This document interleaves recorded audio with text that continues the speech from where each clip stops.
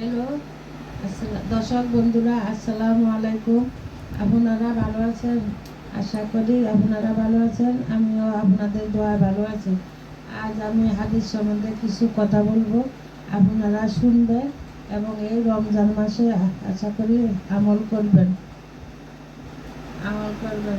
এখন আমি আরম্ভ করতেছি একটা দোয়া, আহাদনামা দোয়াটা আমি পাঠ করবো, আপনারা শুনেন। আউযু বিল্লাহি মিনাশ শাইতানির রাজিম। বিসমিল্লাহির রহমানির রহিম। আল্লাহুম্মা ফাতিরাস সামাওয়াতি ওয়াল আরদি আলিমুল গায়বি ওয়াশ শাহাদাতি হুয়ার রহমানির রহিম। আল্লাহুম্মা আহাদু ইলাইকা ফি হাযিহিদ দুনিয়া بأني أشهد أن لا إله إلا أنت وحدك لا شريك لك وأشهد أن محمدا عبدك ورسولك. الله تعالى على خير خلقه محمد وعلى آله أصحابه أجمعين برحمتك يا رحمن الرحيم. বিসমিল্লাহির রহমানির রহিম। কিতাবে উল্লেখিত আছে যে হযরত জিবরাইল আলাইহিস সালাম বলেছেন, হে মুহাম্মদ সাল্লাল্লাহু আলাইহি সাল্লাম, যে লোক এই দোয়া সব সময় পাঠ করবে ও নিজের সঙ্গে রাখিবে, আল্লাহ তাআলা তাহাকে মৌতের কষ্ট হইতে নাজাত দান করিবে। যে ব্যক্তি এই দোয়া পাঠ করিবে এবং নিজের সাথে রাখিবে, তাহার দুশমন দূর হইয়া যাইবে এবং তাহার উপর জাদুটনা আচর কচর কখনো পতিত হইবে না। আলহামদুলিল্লাহ ইয়া রাসূলুল্লাহ।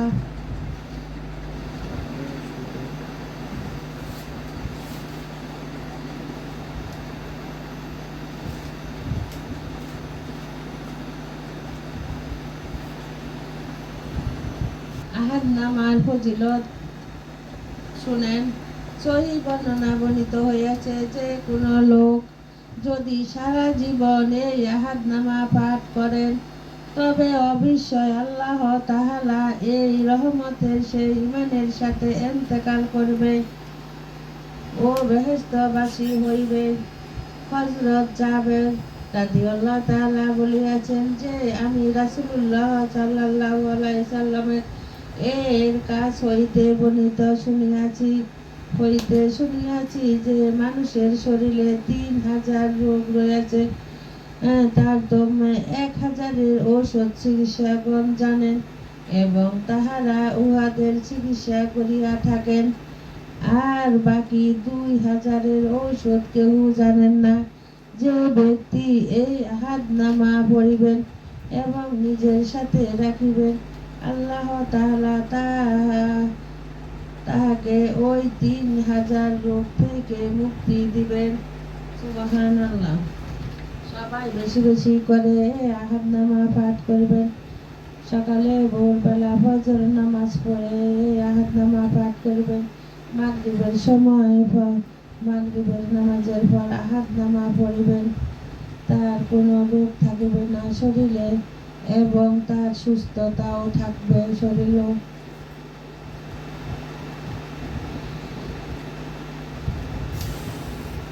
এই নড়াচড়া করে না, তোমরা সবাই মনোযোগ দিয়ে শোনো, আমি কি বলি তা শোনো। এই যে মুসলমান বোনেরাও ভাইরা, আপনারা সবাই মনোযোগ দিয়ে শোনেন। এই হিংসা অহংকার এই সমস্ত কাহারও যেন না দেখি। সবাই সব সময় আল্লাহর রহমতে ৫ ওয়াক্ত নামাজ পড়বেন এবং ৩০ রোজা থাকার চেষ্টা করবেন।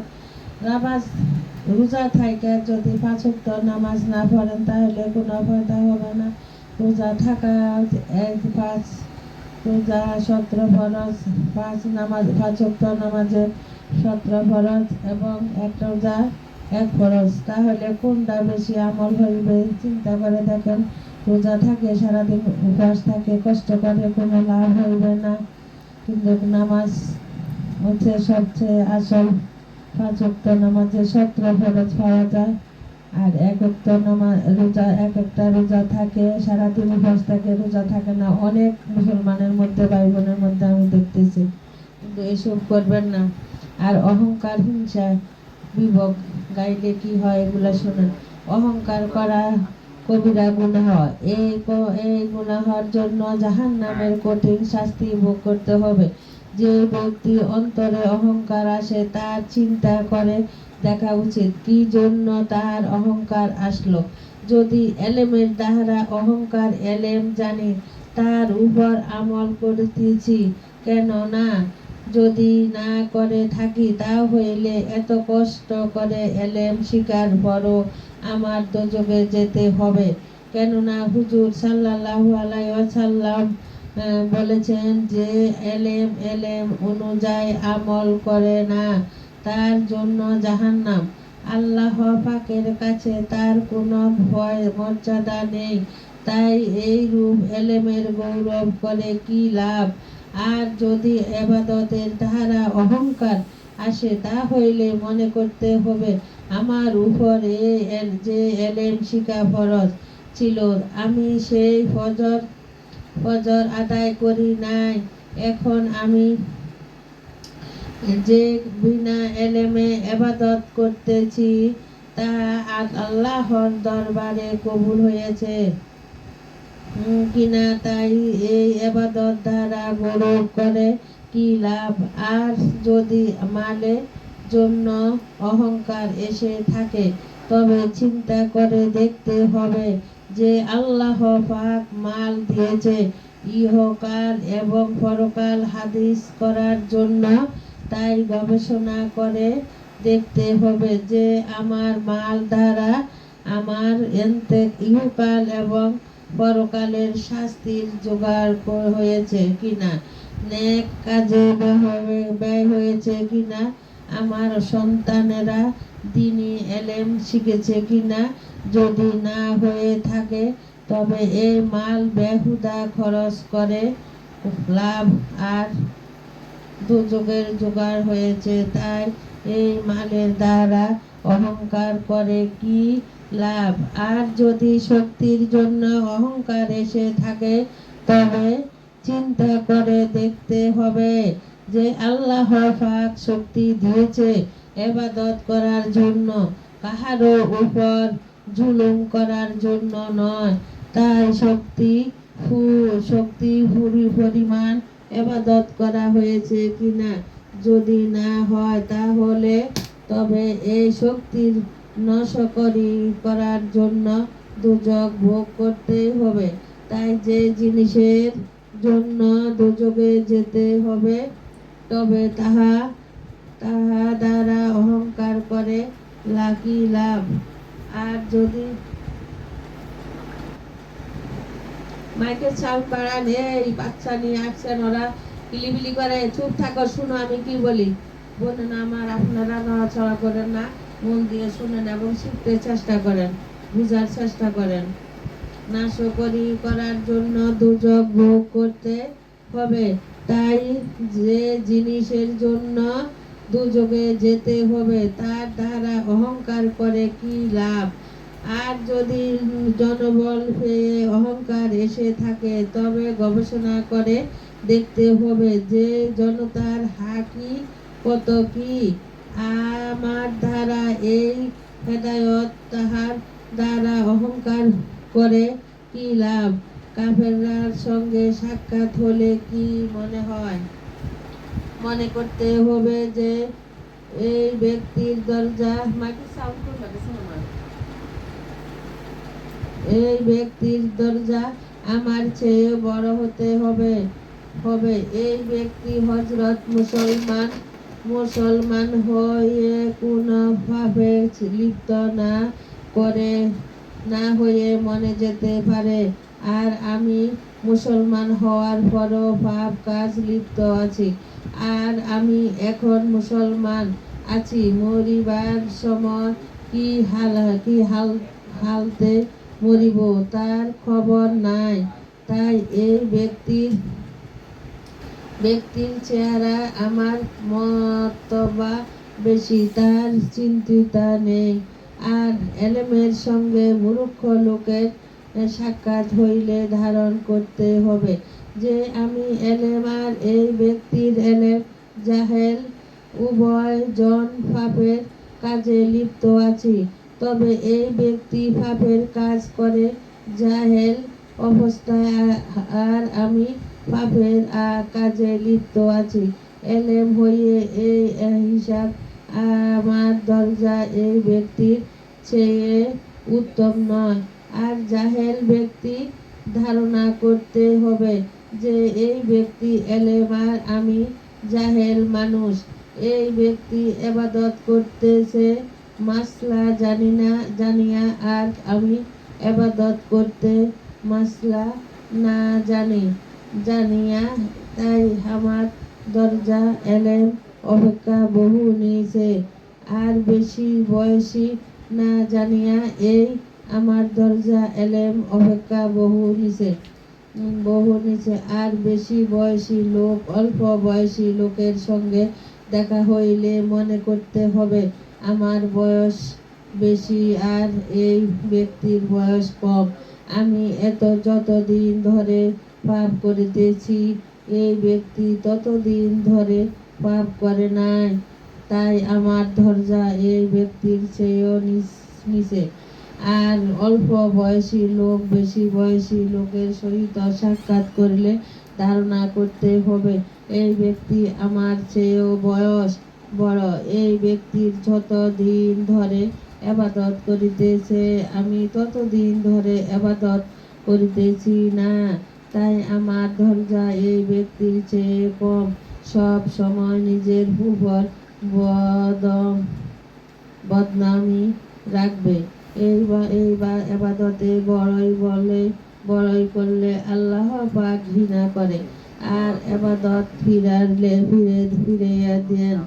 এই সব সময় নিজের দোষ তালাশ করে, নিজেকে বড় ভাবে না। সে নিজের গুণ চিন্তা করবে না, বরং চিন্তা করবে যে এই গুণতা আমার নিজস্ব নয়, উহা আল্লাহ পাকের দান। তিনি ইচ্ছা করলে এখন ছিনে নিতে পারবেন। এই সব চিন্তা সব করলে নফসে শয়তান দমন থাকবে। ধর্ম বিরোধী কাজ করতে গেলে ভয় না হওয়া অহংকার লক্ষণ। এলেমের কাছে না হওয়া, এলেমের উপদেশ না লওয়া অহংকার লক্ষণ। যার কোরআন হাদিসে জ্ঞান আছে তাহাদের এলেম বলে। ফরজ সুন্নত গুলো না মানা, সেই মতো চলতে দিলে না চাওয়া অহংকারের লক্ষণ। হক ফতুয়া মানতে দিলে না চাওয়া অহংকারের লক্ষণ। ক্ষুদ্র কাজ করতে লজ্জা বোধ করে অহংকারের লক্ষণ। নিজেদের বুজুর্গ অপরের চেয়েও মর্তবা বড় মনে করা অহংকারের লক্ষণ। উহাকে তাকাবুরিও বলা হয়। যেমন ইবলিস, নমরূদ, ফেরাউন তাকাবুরি করেছিলেন। যদি বংশের ধারা অত্যন্ত অহংকার আসে, তবে মনে করতে হবে সমস্ত মানুষ এক আদম সন্তান। মায়ের পেটের নাপাক রক্ত খেয়ে সকলেই দুনিয়াতে এসেছি। পেটের মধ্যে নাপাক পায়খানা বহন করে সকলে দুনিয়াতে ফিরতেছি। বোনেরা আমার, ভাইরা আমার, আপনারা এই রমজান মাসে বেশি বেশি আহাদ নামাজ সূরাটা পড়বেন। আমি আহাদ নামাজ সূরাটা আবার শুরু করি। আসসালামু আলাইকুম। আমি আহাদ নামাজ দোয়াটা আবার পড়তেছি। আপনারা বেশি বেশি এই দোয়াটা পড়বেন, আমল করবেন, শরীরও সুস্থ থাকবে, মনও ভালো থাকবে, সব রোগ থেকে মুক্তি পাবেন। আউযু বিল্লাহি মিনাশ শাইতানির রাজিম। বিসমিল্লাহির রহমানির রহিম। পরম দাতা ও দয়ালু আল্লাহর নামে আরম্ভ করিতেছি। আল্লাহুম্মা ফাতিরাস সামাওয়াতি ওয়াল আরদি আলিমুল গায়বি ওয়াশ শাহাদাতি হুয়ার রহমানির রহিম। আল্লাহুম্মা আহাদু ইলাইকা ফি হাযিহিদ দুনিয়া বিওয়ান্নি আশহাদু আন্না লা ইলাহা ইল্লা আনতা ওয়া ইদাল্লাসানিয়া লাকা ওয়া আশহাদু আন্না মুহাম্মাদান আবদুকা রাসূলুকা ফালা তাগিলনি ইলা নাফসি ওয়া ইন্নাকা ইন তাগিলনি ইলা নাফসি তুকারিবনি ইলা শাহরি ওয়া তুবইদনি মিনাল গায়রি ওয়া ইন্নী লা আতাকিলু ইল্লা বিরহমাতিকা ফাজ'alni indaka ahadan tawwabiyatan ila yaumil qiyamati innaka la tukhliful mi'ad. Wa sallallahu ta'ala ala khairi khalqihi Muhammadin wa ala alihi azhabihi ajma'ina birahmatika ya Rahmanir Rahim. বিসমিল্লাহিররহমানিররহিম। ভিডিওটি কেমন লাগছে কমেন্ট করে জানাবেন। আমার ভিডিওটি আপনাদের যদি ভালো লেগে থাকে তাহলে অবশ্যই সাবস্ক্রাইব করবেন। এখানে বিদায় নিলাম। আসসালামু আলাইকুম ওয়া রাহমাতুল্লাহি ওয়া বারাকাতুহু।